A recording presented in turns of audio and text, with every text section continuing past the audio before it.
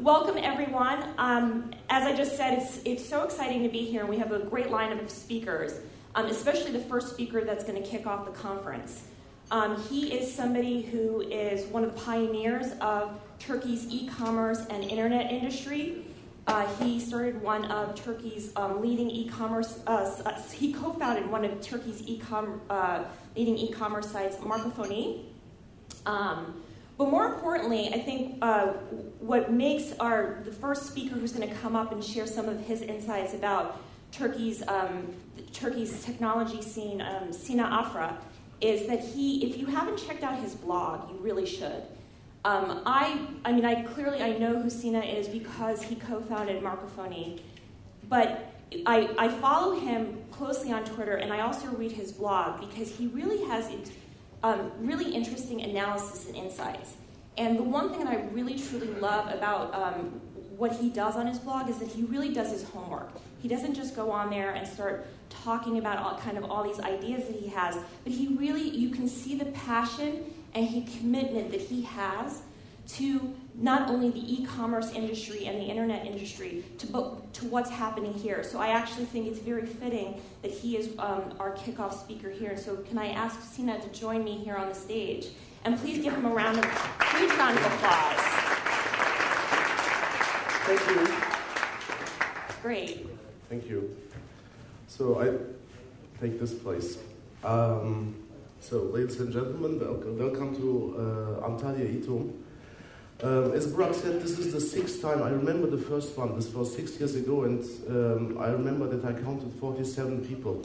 It was again in Antalya. It was very strange to me to come to Antalya for a conference. But then Burak convinced me and all the others there.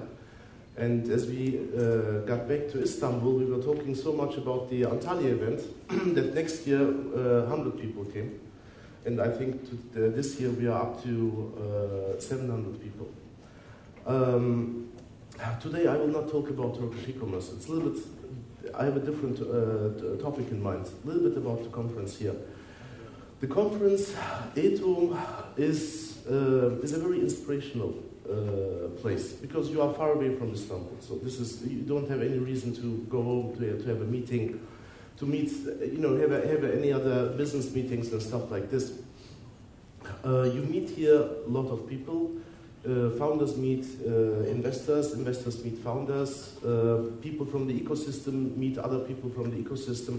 For me, e-Tom is the most important international conference in Turkey. And it is also a marketplace of inspiration. And inspiration can really change something. If you meet the right people, they can give you new vision, they can give you new hope, they can change your drive, etc. Let me explain it with a small story from the past. So long years ago, I used to work for eBay. And a tall guy appeared suddenly and said, yes, well, I have a company which has the most downloaded application in the world at that time. I have almost no revenues, but I want to sell my company to eBay. And I was pretty new to eBay, so I have a long background of corporate working history.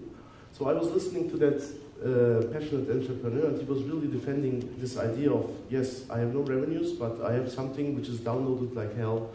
And by the way, I have also some problems with law enforcement. People like Interpol is looking after me and stuff like this. So this was, it's a very strange story. If somebody comes and tells you that we need to buy. At the end, eBay bought Skype for 2.8 billion. This guy was Niklas Zennström, one of the two co-founders of Skype. And he really convinced with his passion the company to invest heavily into Skype. Right? And Skype back in 2005, so today everybody is using Skype, but back in 2005, this was different, right? and also from the revenues and from all the perspectives and income models, etc. So this was the first time after all the meetings and meeting that guy, I was asking myself, entrepreneurship is really not too bad. There was an inspiration for me by meeting him, and I was just an observer in the entire process. Years later, I decided to become an entrepreneur, and my starting point was this guy and his passion about his investment. This was very different to me at that time. So I believe inspiration is very strong. Years later, I met Niklas Zennström and Reid Hoffman again in New York. This was 2 years ago, and they talked about their new venture. So they invested into a venture, and we had a dinner, and we were talking, etc., etc. This time, I didn't feel any passion at Niklas Zennström, and I never invested into that company. And the company became never really big at that time. So I didn't feel the passion at the entrepreneur. And I used to know this entrepreneur from 5-6 years ago, that he can be very passionate.